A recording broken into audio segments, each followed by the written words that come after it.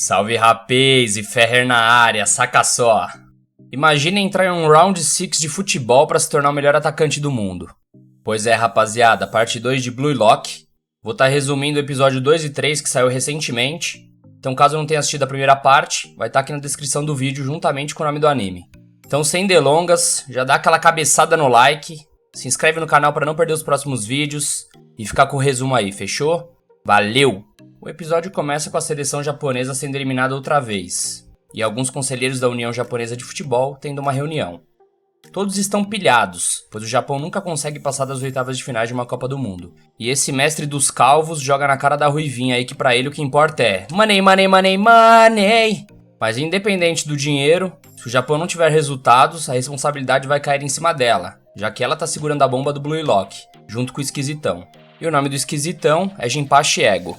Depois de ter levado uma sapatada na cara, Kira é eliminado de maneira precoce do Blue Lock, e agora nunca mais vai poder jogar pela seleção japonesa.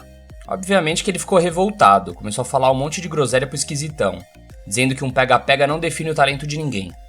Mas o Jinpachi é muito ligeiro, como sabemos, né rapaziada? E ele já dá no meio do Kira, chamando ele de elitezinha medíocre, e falando que a sala que eles estão é do tamanho da grande área, então se eles não conseguem fazer o trabalho nesse espaço, então não tem talento para ser um centroavante. Mas Kira continua com seu mimimi, dando chilique. Dessa vez ele falou que só jogou 2 minutos, sendo que uma partida tem 90 minutos. E obviamente que nosso Esquisitão tem uma resposta pra tudo, né? E responde que a média que um atacante passa com a bola no pé é de 136 segundos. Além do mais, quando ele levou a bolada na cara, ainda sobrava 2 segundos pra ele. Dava pra ele ter tentado algo, mas aí ele decidiu jogar a toalha e basicamente aceitou a derrota. Obviamente que nosso protagonista meteu o famoso amigo da onça, né? Podia muito bem ter acertado outra pessoa, mas decidiu ir no Kira por ele ser mais forte. Podemos dizer com propriedade que o Izagi é aquele amigo talarico, mas é exatamente isso que o Esquisitão tá procurando. Kira então dá seu último chilique, dá uma encarada de cachorro louco no nosso protagonista e mete o pé da sala, com sua carreira degolada. E o cúmplice disso tudo aí foi esse xarope aí, o nome dele é Meguro Bashira, e ele tem uns parafusos a menos. No último segundo ele ajeitou a bola pro nosso protagonista, ao invés de tentar acertar alguém. E Bashira diz que só de olhar pra cara do nosso prota ele já sabia que podia contar com ele, que ia dar bom. E essa foi só a primeira prova, ou seja, muitas coisas piores estão por vir. Mas todos ali conseguiram passar no teste de admissão do Blue Lock, assim formando o time Z. No dia seguinte eles fazem alguns treinamentos e alguns testes juntos, até parecem ser amigos, mas no campo a chinela vai cantar. Nosso protagonista vai fazer um teste de pulo junto com Kuon, esse cabeludo, e Izagi pula quase 10 centímetros a menos que ele. Ou seja, ele está menos confiante que antes e percebe que está ficando para trás.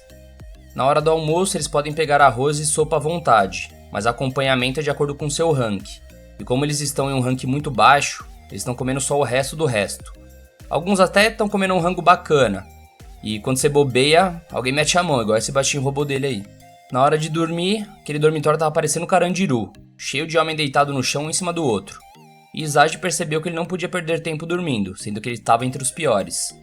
Em sentido ao campo para treinar, logo encontrou o doidinho do Bashira no corredor, e eles então decidem treinar juntos. Chegando lá, Izagi pergunta ao Bashira por que ele achou que ele chutaria a bola no Kira. E Bashira fala que sabia porque tem um monstro dentro dele. E que quando ele está jogando futebol, o monstro sempre diz o que ele tem que fazer. E naquela hora o monstro disse, passa a bola pro Izagi. E diz também que tem um monstro dentro do nosso protagonista. Izagi fica meio perdido, mas ele quer saber como é o monstro dentro dele. Bashira comenta também que Messi e Cristiano Ronaldo têm monstros dentro deles também. Que todo craque tem um monstro dentro de si. Até nosso prota acha o Bashira meio doidinho, mas o que importa é que ele dá motivação e coragem a ele. E no meio do treino deles, apita um alarme falando para voltarem ao quarto, pois os ranks novos haviam sido atualizados, depois da eliminação da primeira prova. Quando chegam no quarto, o rank do nosso protagonista atualiza para 274, e logo o Esquisitão aparece no telão, perguntando se os jogadores estavam se divertindo no Blue Lock. E obviamente que eles iam reclamar, né rapaziada? Falaram mal da comida e do local. E logo o Esquisitão explica que no Blue Lock existe 25 times, da letra B até Z, dividido em 5 grupos, um por prédio. E que por sinal, cada time perdeu um jogador no pega-pega, então agora restavam 275 jogadores. Ou seja, nosso proto continuava estando numa posição horrorosa, só perdendo pro Calvo que continua em último. Ele fala também que jogadores com rank alto comem comidas de qualidade e treinam em lugares melhores. Simplificando, se você for bom você tem uma vida boa, se você é ruim você tá ferrado. E ele deixa no ar que em breve irá começar outra prova. Nisso já corta para um local fora do Blue Lock, um garoto meio campista dando uma entrevista. Seu nome é Hitoshi Sai, e ele é um dos 11 heróis mundiais da nova geração. Ele jogava no Real, um dos melhores times do mundo. O repórter pergunta para ele se ele está no Japão para jogar na Liga Nacional. E ele simplesmente responde que nem morto, e que nunca um país fraco como o Japão teria chance de vencer algo grande. Que ele simplesmente nasceu no país errado, pois não tem nenhum atacante bom o suficiente nesse país para receber seus passes. Saindo da sala depois da entrevista, ele anda pelos corredores e vê uma coletiva de imprensa, falando sobre o Blue Lock, que criaria um atacante para fazer o Japão vencer uma Copa do Mundo. Os jornalistas começam a fazer aquelas perguntas chatas, e essa mulher aí é tão piroca das ideias quanto o esquisitão. Ela dá um tapa na mesa e fala que só com um projeto grande como esse, o futebol japonês conseguiria ir pra frente, independente se tinha que arruinar a carreira de outros 299 jogadores. De volta à segunda prova, Jinpachi começa a explicar que eles irão montar um time somente de atacante, ou seja, alguns vão ter que jogar como zagueiro, goleiro e tudo mais. E eles terão que jogar contra outro time. Isso porque quando o futebol foi criado não tinha posição nem nada, era o modo poucas ideias. E que agora eles vão ter que criar um futebol do zero, e dali precisa sair um herói.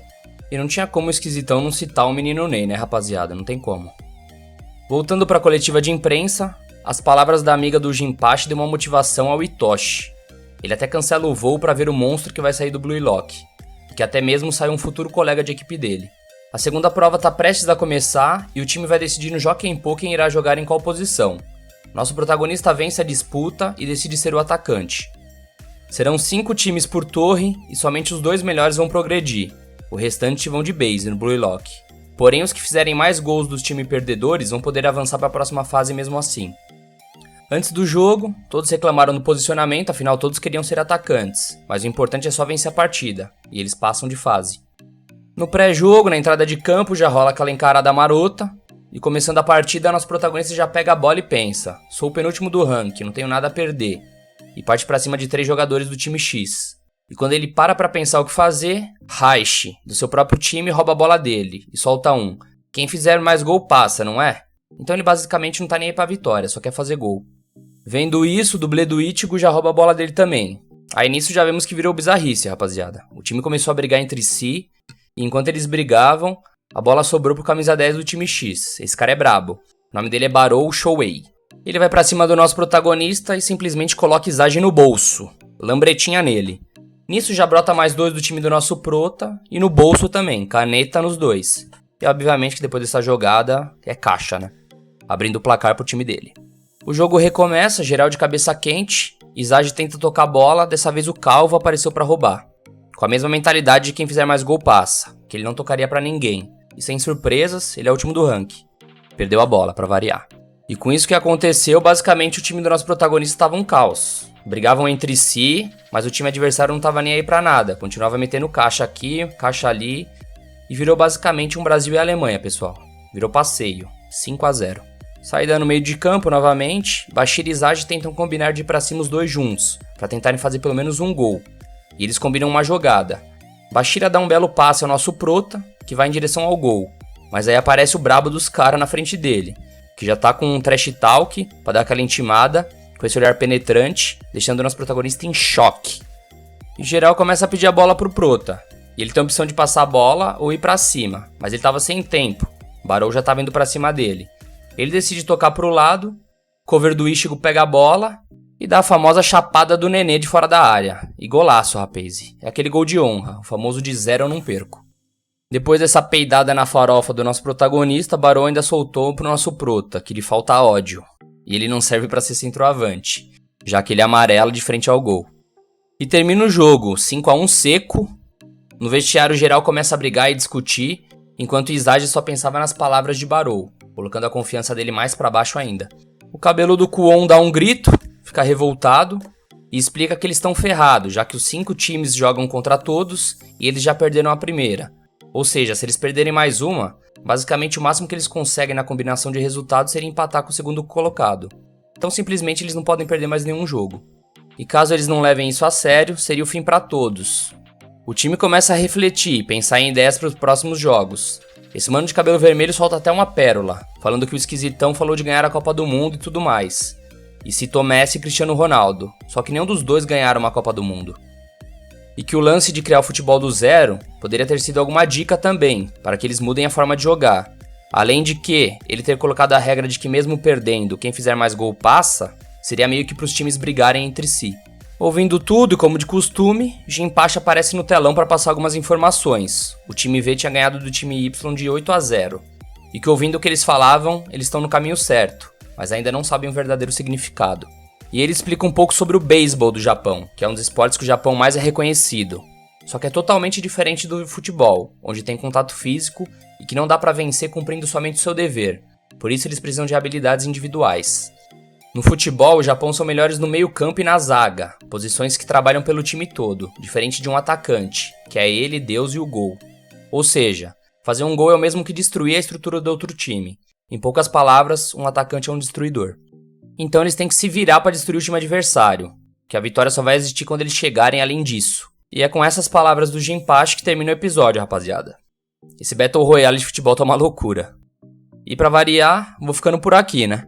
Então caso você tenha gostado do vídeo, já sabe, né? Aquela bisnagada no like e não esquece de se inscrever no canal caso não seja inscrito, demorou? Um beijo no coração de todos, fiquem com Deus e tamo junto!